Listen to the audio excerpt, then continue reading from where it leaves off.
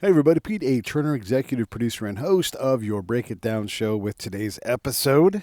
Our guest is a historian who teaches at Pepperdine University. If you've ever been to Pepperdine, holy cow, you know how nice it is there.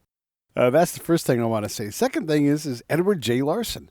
He's a fantastic historian. There's a lot of stuff out there that he's spoken and talked about different books. But today's book is about Franklin and Washington, the founding partnership.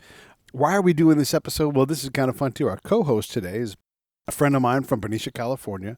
He works for SD Realty, and his name is Eric Hoglund. And Eric is from a hometown, and we were having beignets and coffee at Danny's, aka the Workshop in Benicia. And he's like, "Hey, have you read this Franklin and Washington book?" And he kind of told me the premise, and I said, "No, I've not. I love it.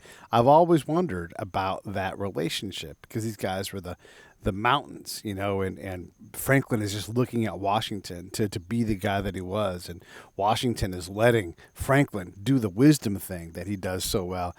And just the way those two partnered to help create this incredible nation in the United States. It's always fascinated me. So I said, hey, instead of me reading it, I'll read it and we'll get the guy that wrote it, Edward Larson, on the show. And so we did, and it turns out we all loved it. We all had a great time, and you're going to love how much we love it. We probably spoke for another half hour after the episode was over, just about random things, and Ed gave me a bunch of ideas on different guests that we might get to talk about the early history of the United States, because we got a lot of people trying to explain it to us, and so why not get these folks on the show and have them on and get into what it is to start a nation and what are the challenges that you have to go through. So anyhow, that's that. Hey, a couple of things real quick, little housekeeping. We're still gathering up raffle tickets for the Save the Brave rifle built by Blackstone Arms. So if you're interested in that, you can go to blackstonearms.com and you can click on the raffle. You'll see the gun there. You just click on it, boom, buy $100.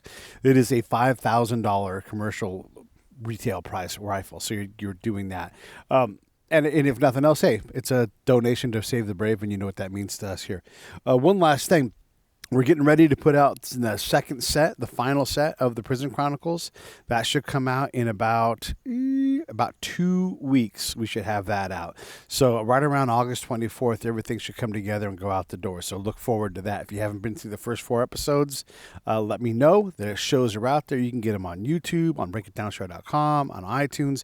It's everywhere. So if you get a chance, check that out. Get caught up on episodes 1 through 4 because 5 through 8 are coming. Thanks again to Tony Alvarado for all his help in getting it done. All right, and here we go.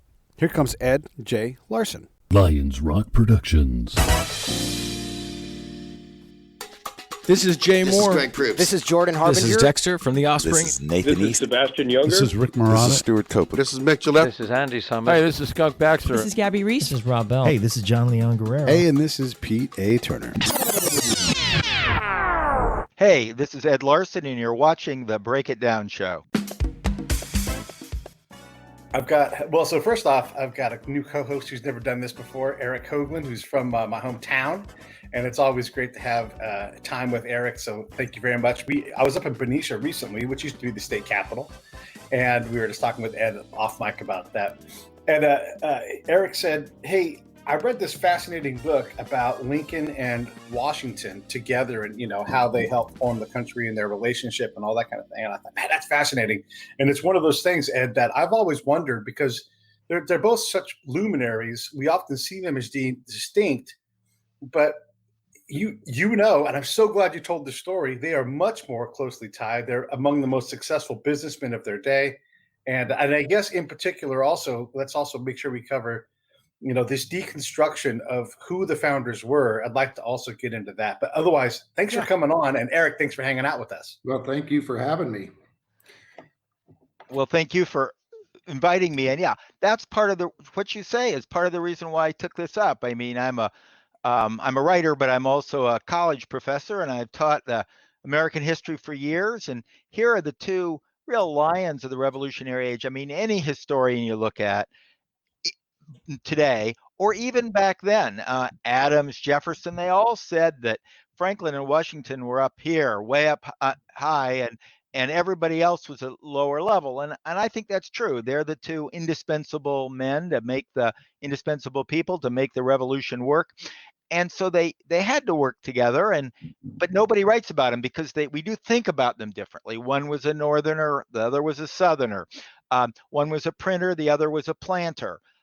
One we associate with military, and the other we associate with invention and diplomacy. So we think of them as different, but they had to work together or the whole thing wouldn't have worked.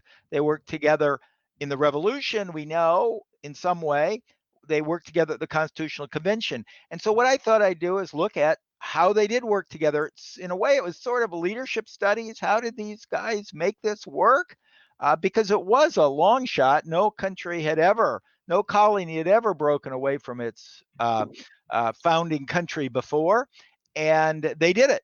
And so I went back and sort of studied their relationship, all their letters, and I found out the relationship actually went way back to the French and Indian War, when they both led the military for their respective states, which were then neighboring states, fighting a common enemy, the French and the Native Americans in alliance with some other Native American tribes.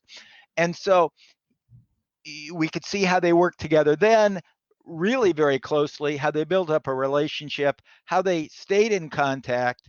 And when the Second Continental Congress comes, they were the two superstars. They were already the two superstars. They were the ones greeted. And they were two early and strong advocates of revolution and independence, and how they worked together. And then, of course, they come together again for the Constitutional Convention. And when Washington goes up to Philadelphia for the Constitutional Convention, the first place he goes was to Ben Franklin's house. When he arrives, he goes straight there to conference. So it's a long story together, and it's sort of fun to watch two very different people working together. Yeah, the one of the things I've always wondered was who got it into George's head, and maybe George came up with himself, but to start wearing his uniform, like just to assume that you were going to be the commander of the armies, and I've always wondered if that wasn't a little bit of Ben Franklin's brilliance to say, just start showing up in your uniform, you're going to be the general. Any thoughts on that at all? Well, certainly Ben Franklin wanted him to be the leader. He proposed him to be the head of the military. They'd worked together, as I said, way back in the French and Indian War. Franklin understood Washington's character, and he proposed him for the job of taking over the Continental troops. Actually, if you believe Washington, he came up wearing the uniform because he was already serving. He had been asked, the counties in Virginia had militarized in response to the Stamp Act, and then getting worse and worse and worse. And they had formed their own militias. And several of these counties, because Washington was the war hero, the local war hero from the French and Indian War, several of these counties had asked Washington to be their head of their county militia, including Fairfax County. And so what he was technically doing was wearing his uniform as head of the Fairfax County militia. He was a few other counties. And therefore, that was his role. He had actually picked up all the uniform and everything, or the equipment that was turned into his uniform, when he'd been at Philadelphia a year before for the First Continental Congress, when Franklin wasn't there. Now, the reason why I figure Washington probably picked this up on his own was, while Franklin overall was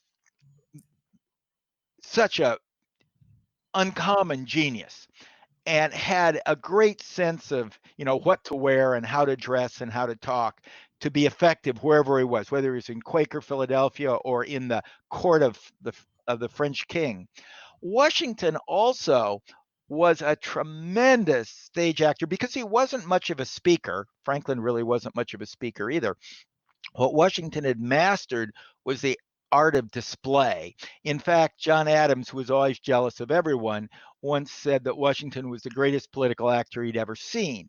And so he knew how to put on airs. He was a big, tall man, and he knew how to put on a show.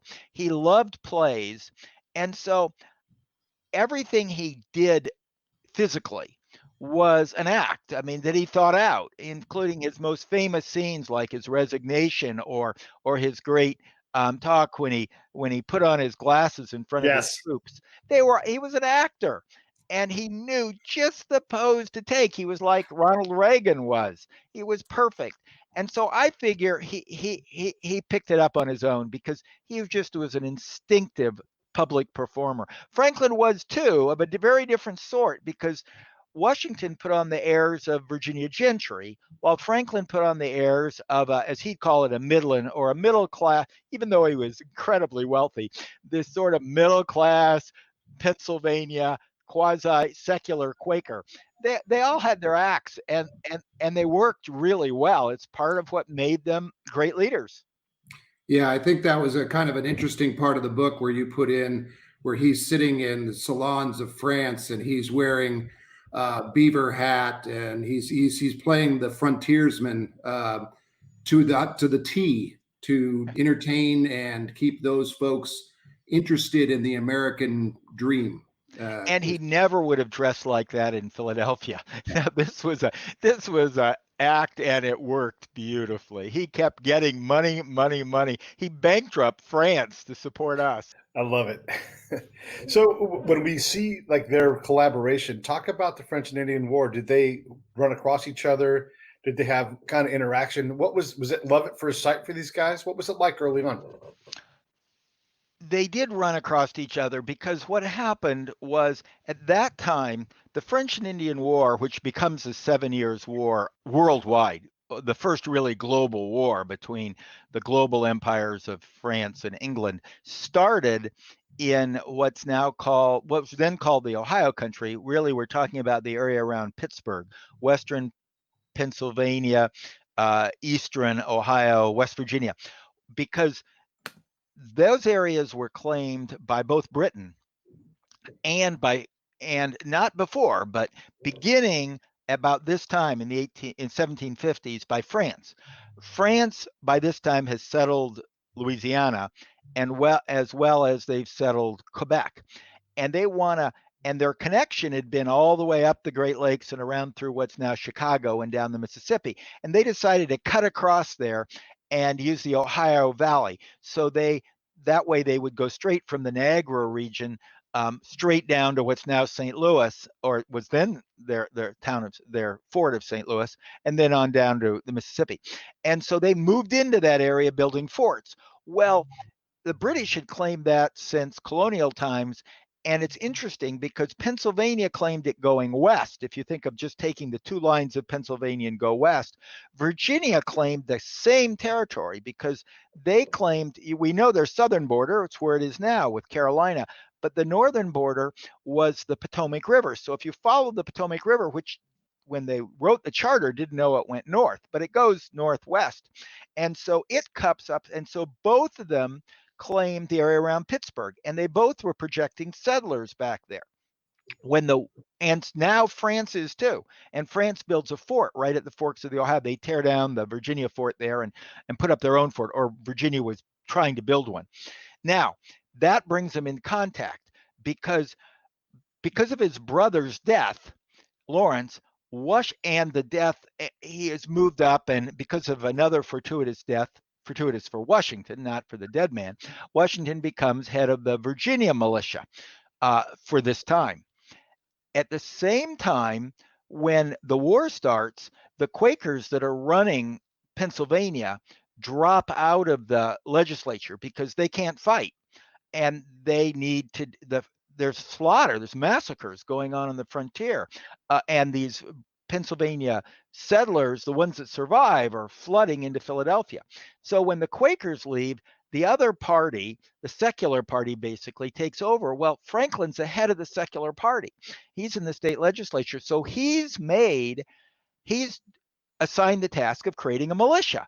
Turns out he's very clever at that as well as anything he does. So he's the colonel in charge of the Pennsylvania militia and designing and figuring out where to build forts to protect the frontier. Meanwhile, and at that time, the two colonies, because Maryland ends, because they're both claiming the Ohio Country, they're overlapping. They have overlapping jurisdiction. So he starts meeting with Washington, who's head of the Virginia militia, because those militias have to work together. Now, what where they really get to know each other was when General Braddock comes over. The British, when they see the trouble, they send an army over, a real British army, not a militia army, a state militia army or a colonial militia army, with orders to march west and reclaim the forks of the Ohio, what's now Pittsburgh, and take out Fort Duquesne. Well, Franklin urges him to go through Pennsylvania, figuring it's an easier route.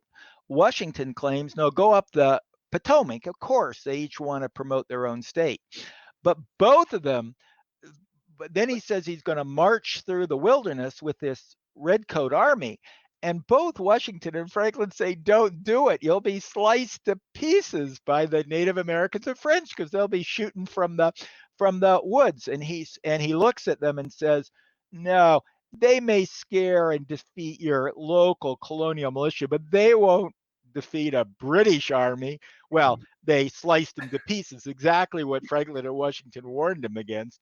But it was Franklin provided the wagons and the horses, and Washington went with him. He didn't have an official commission, but he went with him, hemorrhoids and all, riding on a cushion on top of his saddle, and what they end up doing is Washington ends up picking up the injured, dying Braddock and carries him back, and then when he dies, buries him at Fort Necessity under the road, because he's of course the natives are coming in and the French are coming in and scalping everyone and taking trophies, and he buries them under the road, on which then he orders Franklin's wagons to keep running over so it becomes invisible. In fact, it was so invisible that they only found the body a few years ago.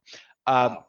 So they went back and they worked together for the same end. And when later, indeed, both of them become strong advocates of intercolonial union at this time. This is a lasting effect of this war. They both learned the exact same lessons, because they write about them, the exact same lessons. First, they learned from the French and Indian War that the colonies have to work together. The way they finally captured Fort Duquesne, they didn't even use British troops. It was a collection of the colonies working together with their militia that finally takes back what's now Pittsburgh. So they knew they had to have union.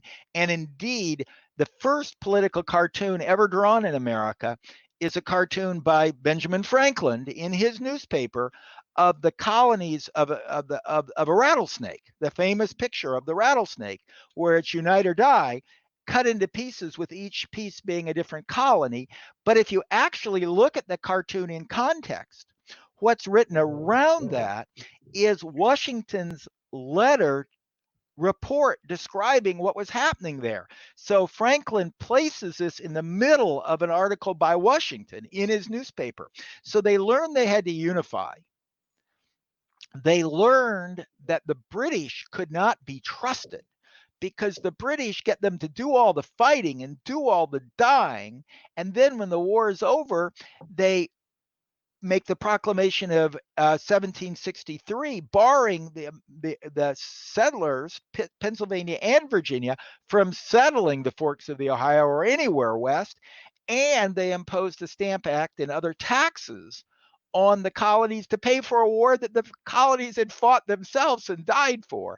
And third, they learned from Braddock's defeat that, the British might be tough in Europe, but they could be beat in frontier fighting. So they learned the three key lessons: that the British can't be trusted, that the colonies have to be unified into one union, and that the British can be beat. So they both carried the same lessons out of the French and Indian War. So the French and Indian War really shaped the way they thought, and of course gave Franklin didn't want to be head of the military.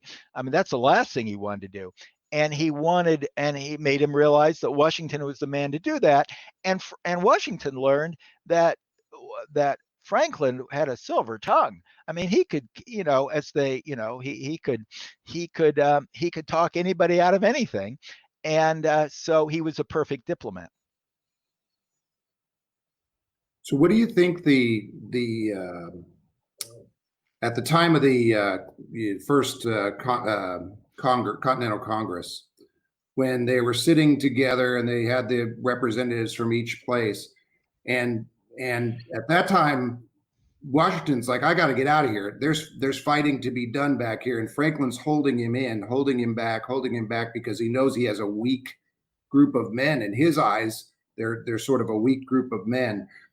How do you think Benjamin Franklin handled that? Because Washington eventually leaves, and he has to pick a successor in that group of men. So where does Franklin come in? Do they talk about that? Do they say this is our guy Hancock, or is this our? Do they come together on that, or is that all Franklin? No, I mean, they worked together. There were some other early advocates of revolution. John Adams and Samuel Adams were early advocates of independency, as they'd call it back then. The Lees of Virginia were early advocates of independency. Washington was, certainly, Franklin was, but Hancock was as well. And so and Franklin's gift is getting people together. He never likes to be up front. And one thing about Washington and Franklin that's a character of leadership is they both made friends. They both liked to work somewhat behind the scenes. They were both compromisers on means to get their ultimate goals. And so they'd rather let somebody like Hancock, to be up front. So Franklin knew he had a team together, and he knew how he'd work together. He knew he had the basically the Massachusetts-Virginia coalition. And if Washington wasn't there, well, Washington's not going to be the sort of person like Richard Henry Lee, who always puts himself forward. And when he gets Jefferson in there as a replacement, Jefferson's strong for independence too. And so he knew he had the team, and Franklin was sort of sitting in the middle. Pennsylvania was one of the questionable delegations, so you couldn't lose him, or you wouldn't have any supporter in Pennsylvania, because they were a bunch of Quakers and they were a bunch of compromisers on the whole idea of independence. And so you need Franklin anchoring because the three big states then, we don't think of them that way now, but population-wise, the three and money-wise, the three dominant states then were Pennsylvania, Massachusetts, and Virginia. Everything else was a lot smaller. New York was still a much smaller state. So you had to keep those three in play. So, and sending Washington up helped steal Massachusetts, because you're bringing Virginia into play up there. But Franklin takes over as head of the war councils. And so he's head of the committees dealing with war. So he's going up and meeting with Washington up in Cambridge and in Connecticut. And of course, as he's going, he's already got an honorary degree from Harvard, an honorary degree from Yale. I mean, he's known in these places. And so he's meeting with Washington on a regular basis, sort of plotting the war. He of course meets with the Peace Commission from the British up in Staten Island. And so, he goes up when Washington's troops invade Canada. Franklin goes with them. At his age, I mean, he's already 70, traipses up into Montreal to try to keep the French and, to keep the war front going there. So Franklin's traveling a lot, and Washington, of course, is coming back to Philadelphia. And Washington comes back for the when Virginia brings in its resolution for independency, which was Franklin's idea, when Richard Henry Lee gets Virginia to propose independence, because they thought it would be better coming from Virginia than Massachusetts. Adams would have proposed it. But Adams is backbiting against Washington by this time. Franklin's keeping them all together. Washington comes down from the front to back that up. And then, of course, Franklin is put on the committee to write the Declaration of Independence and ends up making the key changes that we all know and love today. So they're really working together at every stage through that. And Washington has his own clout because he's sending messages back every day. So I don't think it really loses. You didn't really lose Washington's clout. Indeed, if anything, he gains clout, because then when he liberates Boston, well, he's a hero again. Man, this is interesting. Okay, so I want to ask a question to give us some context of the time. If I remember correctly, the population of Georgia is like less than 3,000 people at the time. Is that right? And then how the heck does Georgia even get part of this thing? Like, it just seems so impossible to be that far away and that small. And then why not Florida? Why not bring them in? Because I think they were moving away from the Spanish at the time. Help us understand that context. Yes, Georgia, Spain, Florida wasn't. Florida had been Spanish. It sort of goes back and forth between Spain and England, and so it was not an English colony. The more likely, the one they tried to get to join was not Florida, but the Bahamas, and they would send they send troops down to the Bahamas, and they tried to get Bahamas. Of course, they tried to get Canada to join as well. Georgia was an official colony by then. It had been created as a debtor's prison, a reformatory for debtors, and then it had been flipped over and became a secular colony. It was still quite small, but it had been created both as a debtor's colony, as a buffer between Spanish Florida and the very still somewhat small but successful colony of South Carolina, because of the planter population there. Georgia had been moving west. Of course, it's on the retreat after the revolution begins, because the Native Americans, the Cherokee and the Cree were quite strong and ended up pushing back and reclaiming 2/3 of Georgia by the time of the Constitutional Convention. And were pushed back. The Georgians were pushed back towards Savannah, but it was small. But it was committed, and so it sent delegations up. The one thing nice about the Georgia delegations is they actually chose some very able people like Abraham Baldwin, and they had a lot of independence because it was very hard. You couldn't communicate between Savannah and Philadelphia. The communications were almost nil. You couldn't travel overland. You had to go by boat, and boats just didn't go that way. In the colonial period, it's hard to... Hey, this is P.A. Turner from Lions Rock Productions. We create podcasts around here, and if you, your brand, or your company want to figure out how to do a podcast, just talk to me. I'll give you the advice on the right gear, the best plan, and show you how to take a podcast that makes sense for you, that's sustainable, that's scalable, and fun. Hit me up at pete@breakitdownshow.com. Let me help. I want to hear about it. In the colonial period, it's hard to think, but there was so little contact between the colonies were regional. So sure, the middle colonies, Virginia and Maryland, would communicate, and the New England colonies. But if you wanted to send a letter from Boston to South Carolina or to Virginia, the easiest way to send it in colonial times was to London and then back, because you didn't have trade up and down the colonies. You did have trade from the colonies down to the Caribbean colonies, because they were carrying food back and forth, and sugar and molasses. There was that sort of communication, but not between the colonies very much. And so Georgia was fairly isolated, and the news traveled very, very slowly. So when they did send a delegate up, like Abraham Baldwin, who I think he'd gone to Yale, he'd gone to school somewhere up in the Northeast, and he was from the Northeast and had moved down there. They sent him back, and he basically could do what he wanted to. And Franklin works his wonders on Baldwin. In fact, Baldwin, this is part of the tie, Baldwin goes back to Georgia after the war. And the first thing Georgia does is tries to create a college, a state college, because they didn't have any colleges down there. And once it's an independent state, it needs a college. So the first chartered state university is what's now known as University of Georgia, but that's not what was named then. It's Franklin College. And in fact, still the undergraduate school of the University of Georgia is Franklin College, named by Baldwin for Benjamin Franklin. So the ties, you can see he had a close tie. The one person he most wanted to meet was Franklin, and Franklin could pretty well control his vote. That's fascinating. I love it. Another thing I wanted to ask is we're often hard on ourselves and hard on the founders these days. with things that we were able to get done. But I look back at just how hard it was to get, these independent colonies to become one thing, and how many times ratification for something came down to one vote or someone simply not showing up to vote. Without Franklin and Washington, would this be a nation, do you think? Would they have figured it out some other way? I mean, you've got to have these leaders to get to the next layer of founders who are brilliant. I agree with that. Okay. Most historians would say the same thing, but even back then, Jefferson explained, Franklin didn't, he said to Washington, Franklin and you're in a class by yourself.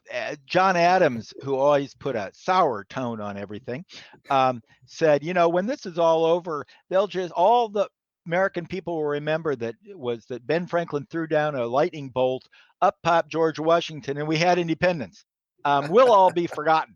And of course, that's not true. We still remember the Jeffersons and the Adams, and we should remember Nathaniel Greene, the great military leader, Horatio Gates, a sort of off again, on again military leader, John Hancock, of course, who was central to both the ratification of the Constitution and a great leader of the Second Continental Congress, and others. There were others, but Franklin and Washington were in a class by themselves. It's hard to imagine. I mean, eventually the colonies in England were just growing so distinct. And that's one thing. Both Franklin and Washington were reluctant revolutionaries. They became committed early revolutionaries for independence, but they both had been successful before.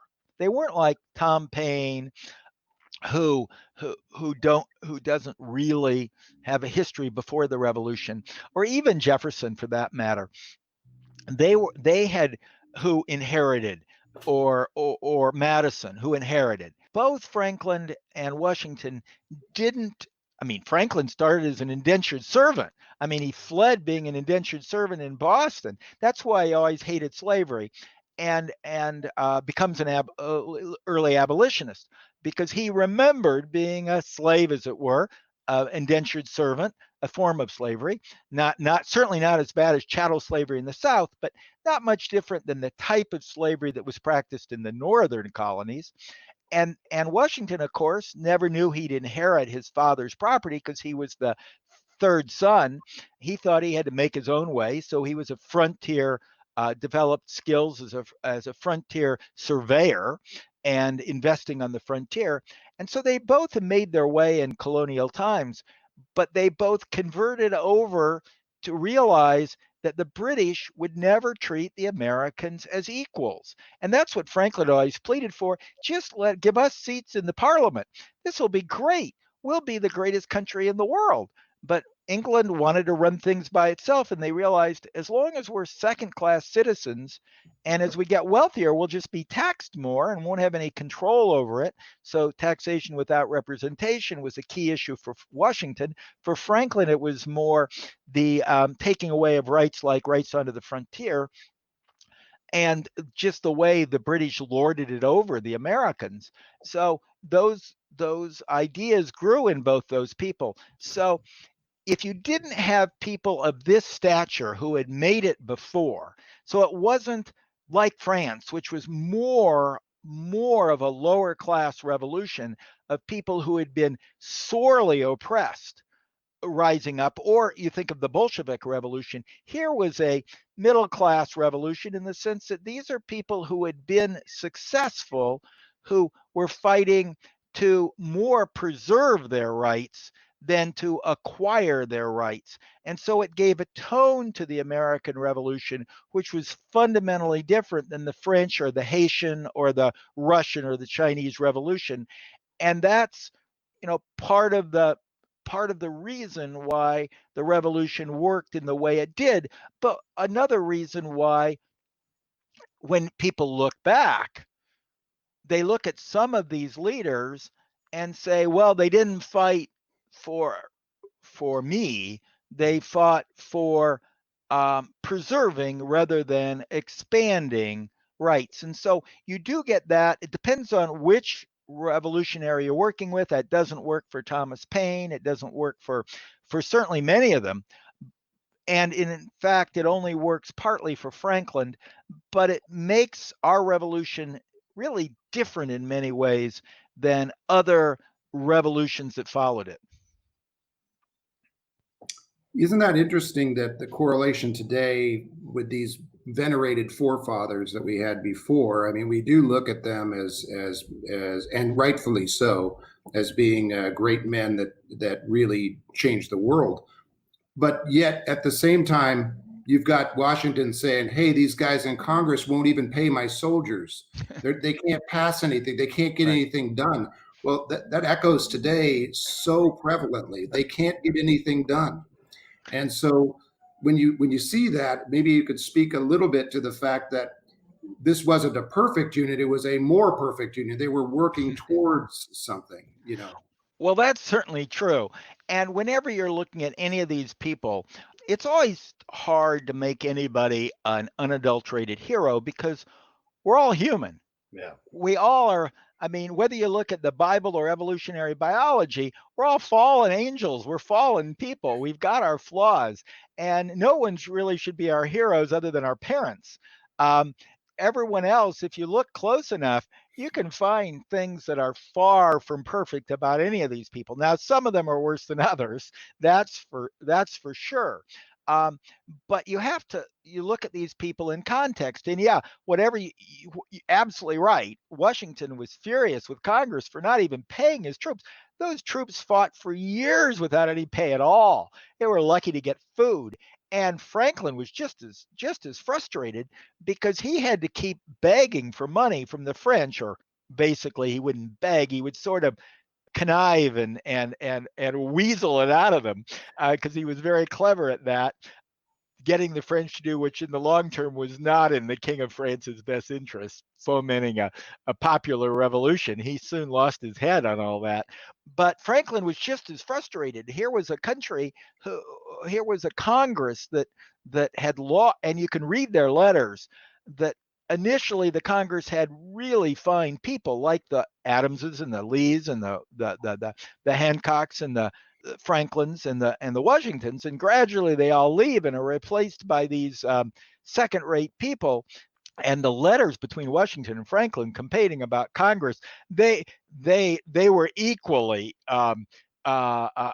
frustrated by this group in Congress. So were others. So were people like the rising young people, like Madison and Hamilton, who were in that next generation, who served as aides to these people, largely often to Washington. They would feel it even more. You know, that's something that sticks with us. But they both had this fear that what's even worse than an inept Congress is a bad leader. Because if you put somebody like a King George over top of them, and they'd look around and they'd see bad governors like Patrick Henry in Virginia, who you couldn't trust at all. Then they'd look at somebody like a Hancock, who was in some ways so able and so talented, but also pretty vain. Then they'd see a George Clinton in New York. And, you know, you could look around and you could see the dangers of a demagogue so easy in this world. And that's why Franklin, who by the end of the Constitutional Convention was very fearful that they'd created a way too strong presidency.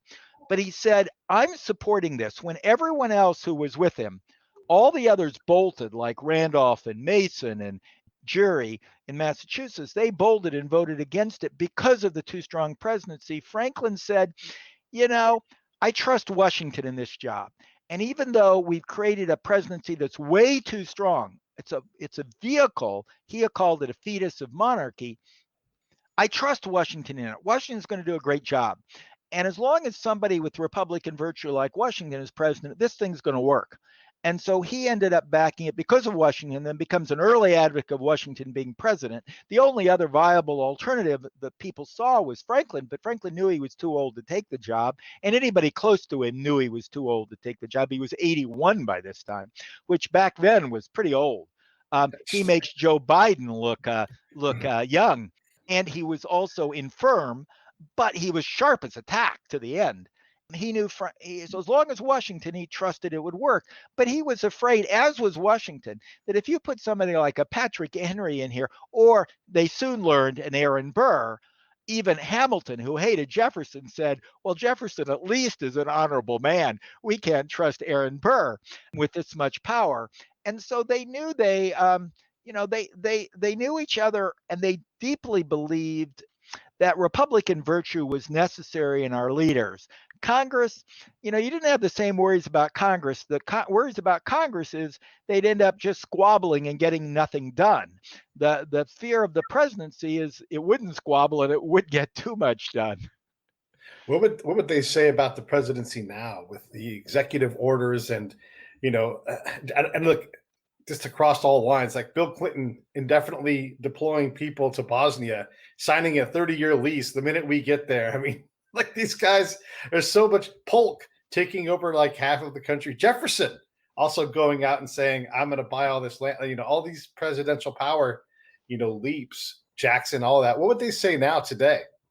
Well, this was a fear that Franklin very clearly articulated, as did Governor Randolph of Virginia, who had originally offered the Virginia Plan, and George Mason, who was always suspicious of power. And indeed, if there's anybody who revolutionized George Washington during the Revolution, it's George Mason. He never gets enough of credit for his role of radicalizing Washington in the first place.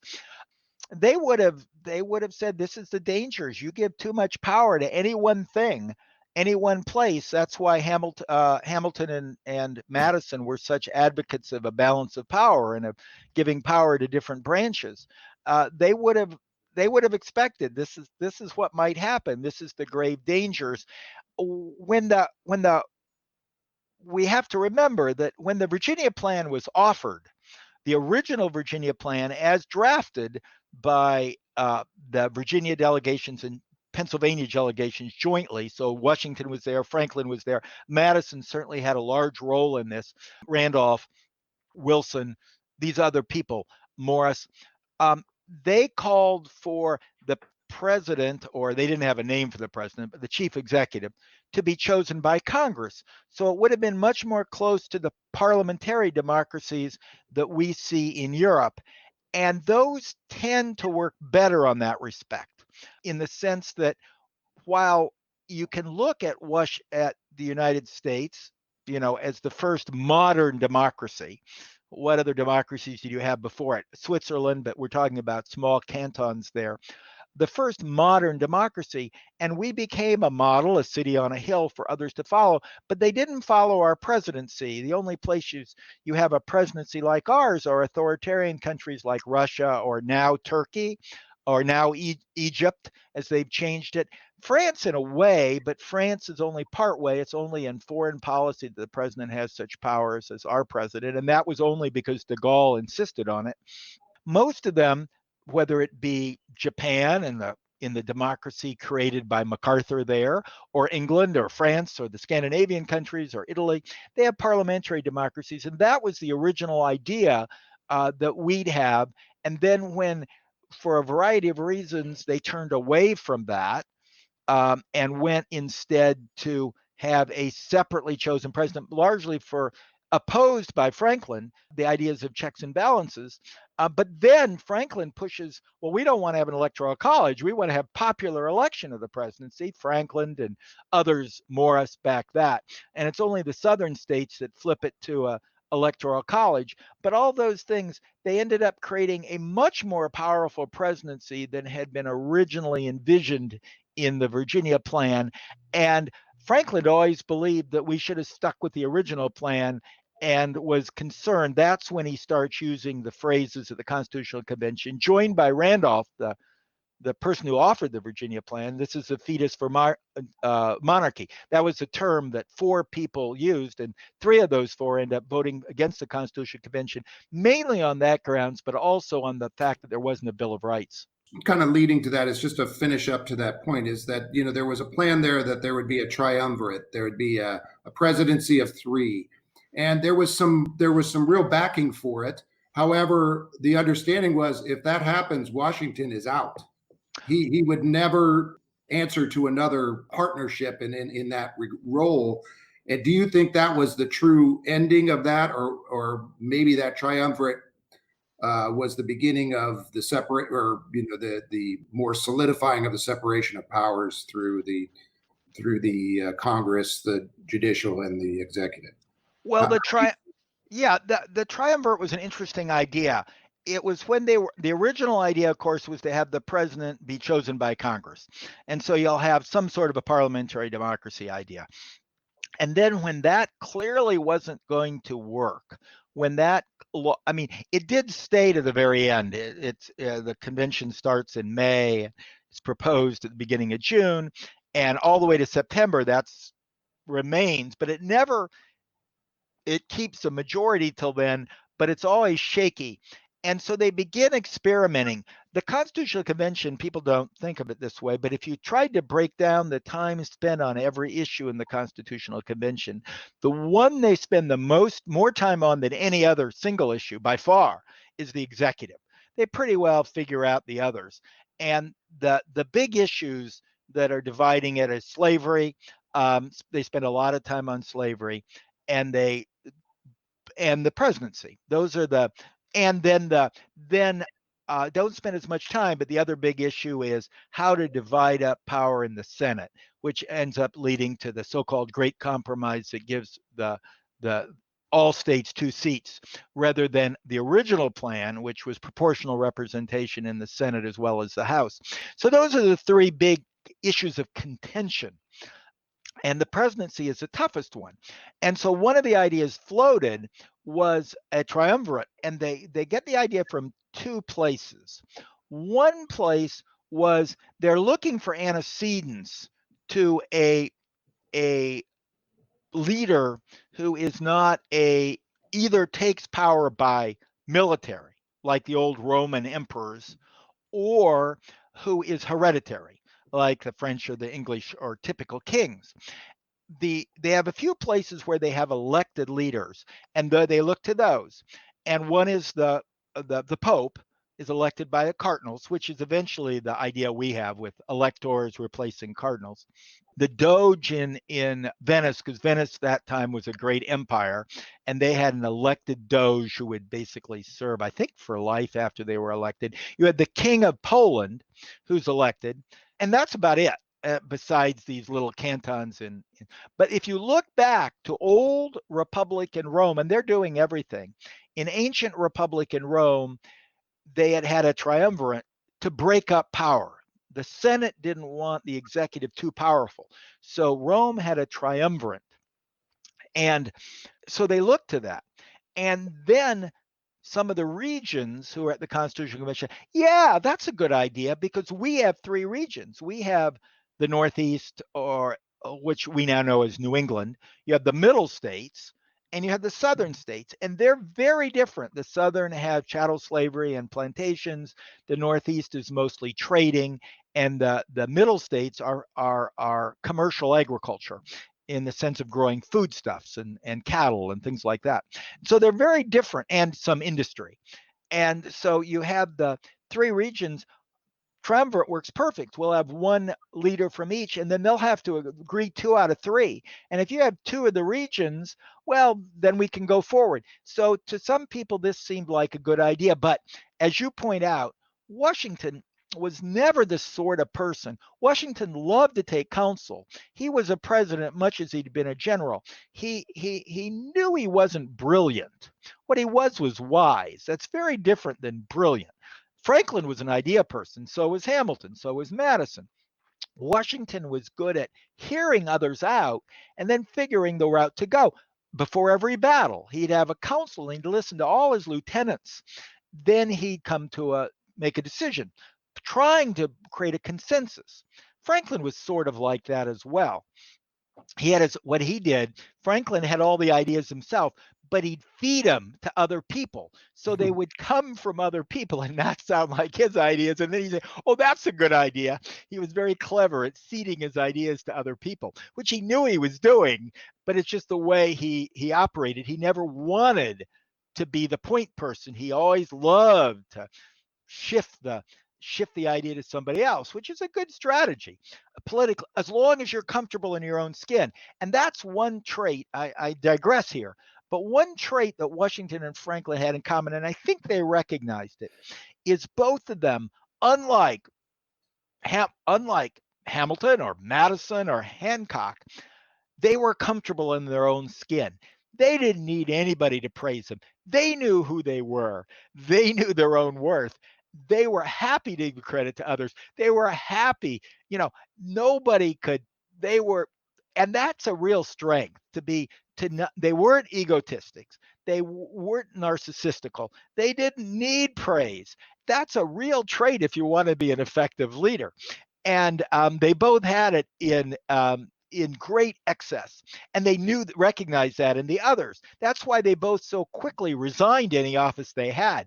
And if anybody questioned, it says, well, I'll just quit and you can run the thing. And there's no, you stay. And they knew how to play that card. So with the triumvirate, Washington could never work with other people. He worked with other people, but in a different sort of way. And so a triumvirate would have been a disaster. He never would have agreed to serve. And Franklin and so many of the others there were convinced the only person that can make this new Constitution work is Washington as president. So they weren't going to create something he didn't like. Now, he would have been fine with a parliamentary democracy. He would have been, because Congress would have picked him, and he would have been like Angela Merkel in Germany, or any of the others, Churchill during the war. I mean, these people, you can take a parliamentary democracy and be a great leader in that situation. Washington would have been fine with that. But a triumvirate where he had to work with two people from other regions, that would never have worked for him. So neither Franklin or Washington ever got behind that idea.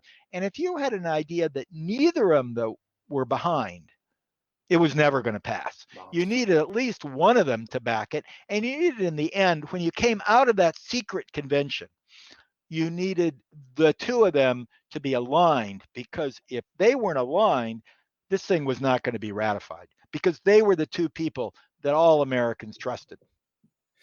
One of the things to get onto their relationship, for the last little bit of the show here, I'm curious at the rate of their correspondence.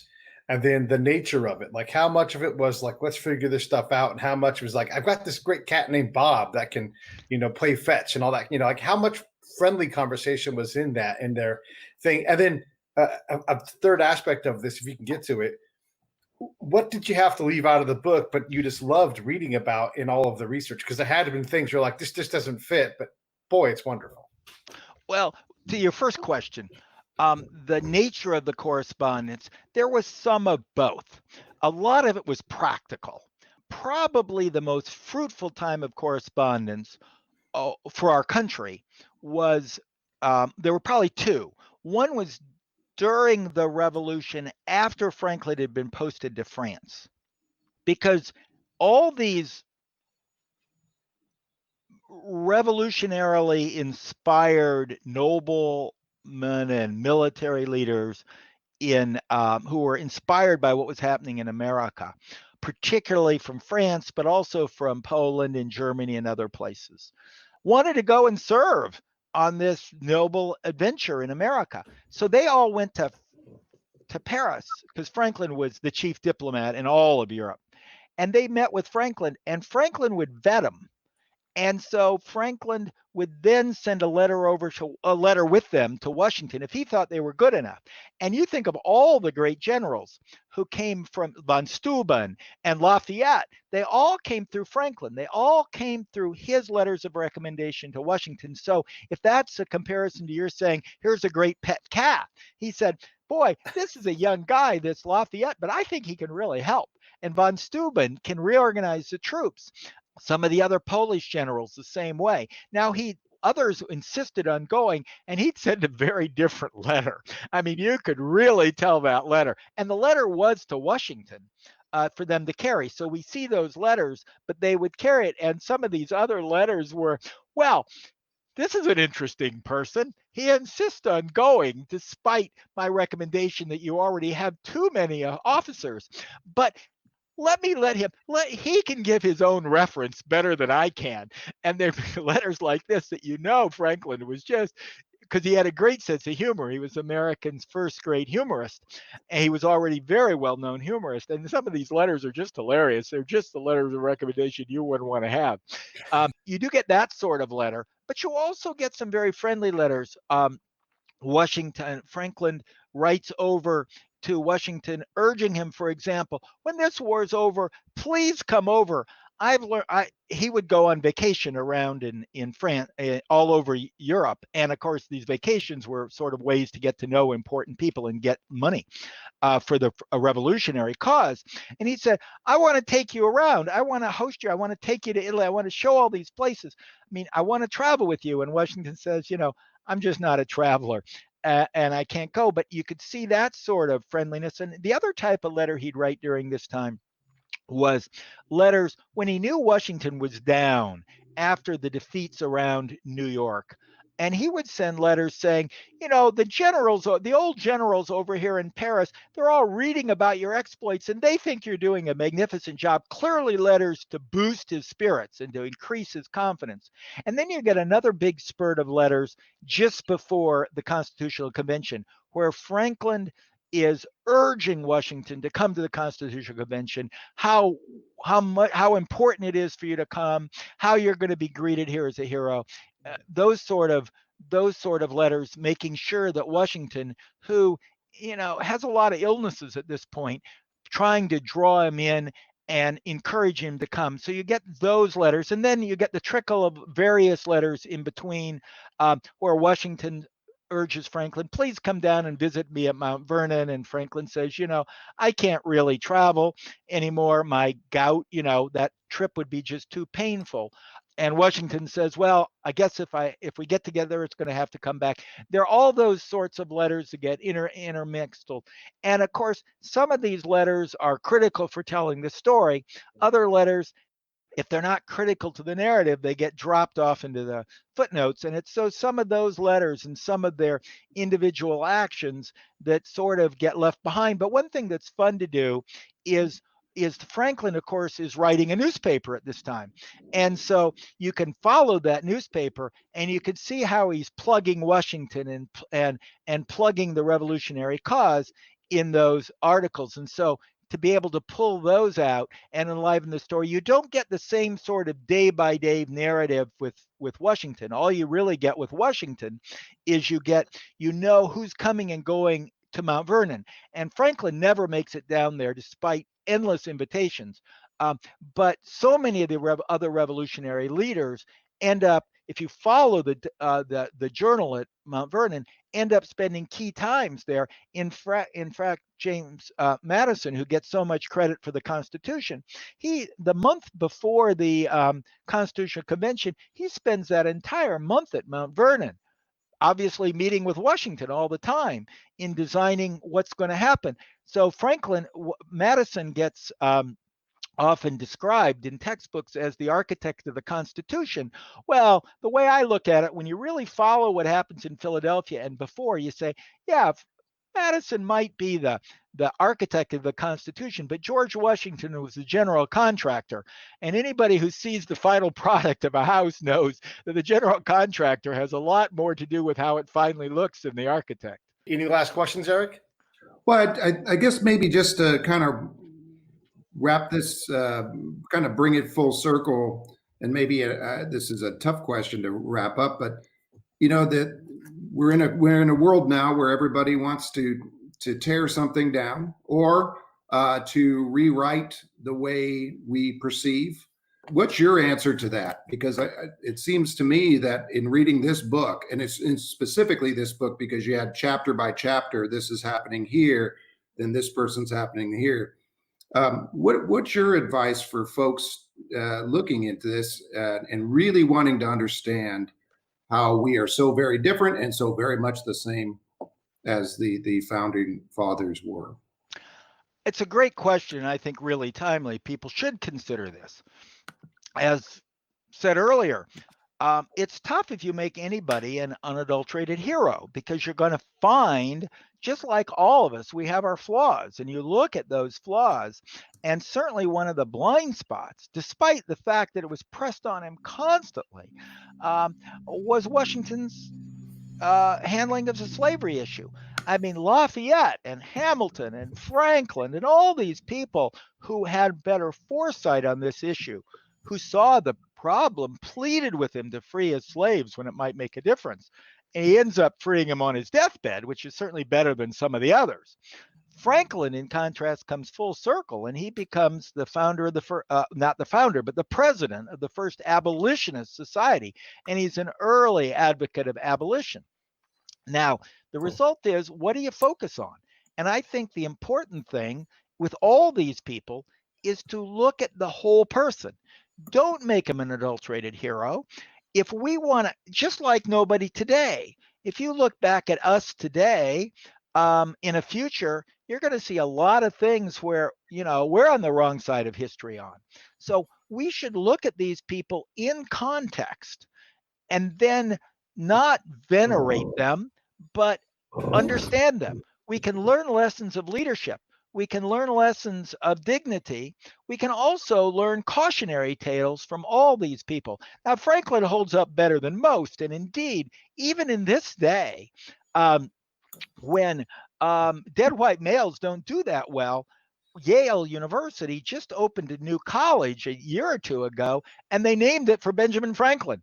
Now, that says something. They weren't going to name one for George Washington at this stage. So you can look at these people, and I could understand, say, Princeton. If you're a student there, it's pretty tough to sit under a diverse student, sit under a picture glorifying Woodrow Wilson. If it's mindless glorification, yeah, that's a problem. But when I look at a statue, I can, as a historian, I can contextualize it. And it tells us both about the person, but also about the time when that statue was put up. And if a statue makes, for good reason, they are public spaces and makes a person incredibly uncomfortable for good reason, as a statue of Andrew Jackson might, yeah, let's rethink it.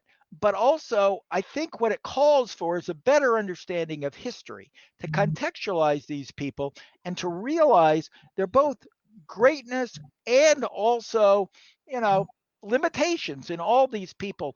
And maybe we can learn from both that person how we can be better people today, and also learn from the time that statue was put up. What does that tell us about that time period? And that's how I look at these things. And so while I can understand why some people might have difficulty, for example, to give an extreme example of that statue of Andrew Jackson across from the White House. On the other hand, bloody Andrew Jackson.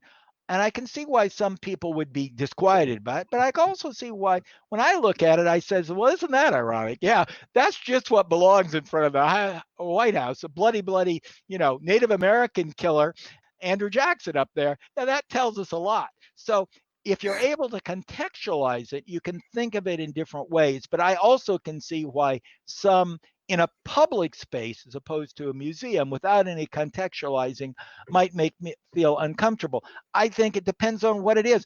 A great example, Lincoln was an amazing president, and I'm all for the Lincoln Memorial, but then you get that statue of Lincoln in Lincoln Square in Washington, D.C., where they had that kneeling slave that he is holding down and freeing.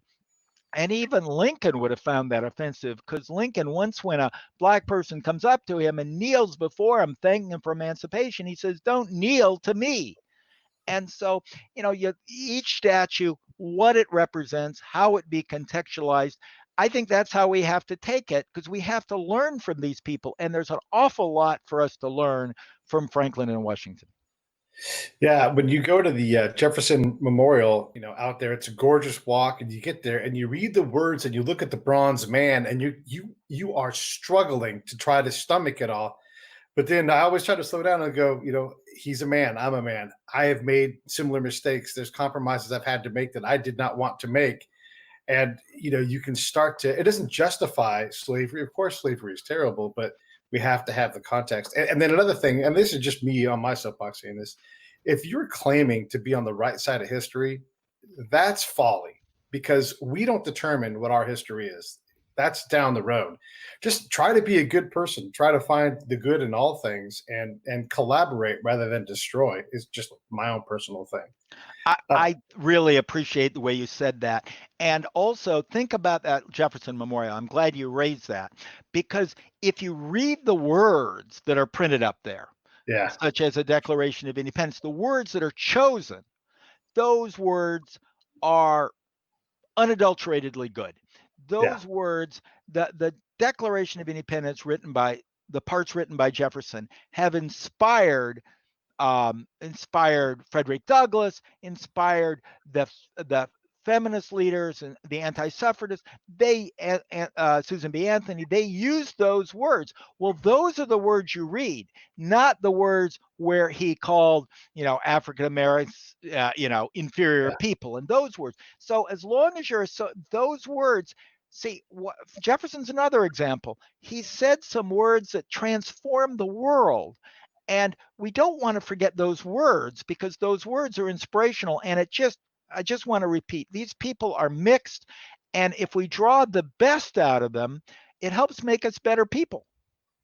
Yeah, and I guess you could also give him credit for a lot of the constitutions and declarations of independence that followed these founders around the world. I mean, all over the world, it is a model that is still used. So you have to take this bad part and this good part. And also, by the way, and I'm no historian, I'm not trying to step on your credentials, but you read the words of Lincoln or anybody, Sherman, all of these people, they are men of their time, and the understanding that they have and the things they write were their realities. We have the same problem here. We just can't see it because, again, you don't decide which side of history you're on. So if you want to get mad at Lincoln for his stance on slavery and African Americans, you could easily find text that would justify that. And you'd be completely short-sighted with the overall contribution he's had to history, world history, really.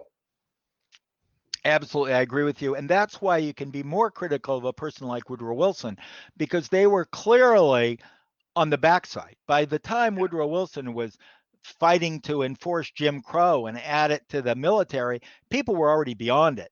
And so you have people pulling us back and throwbacks.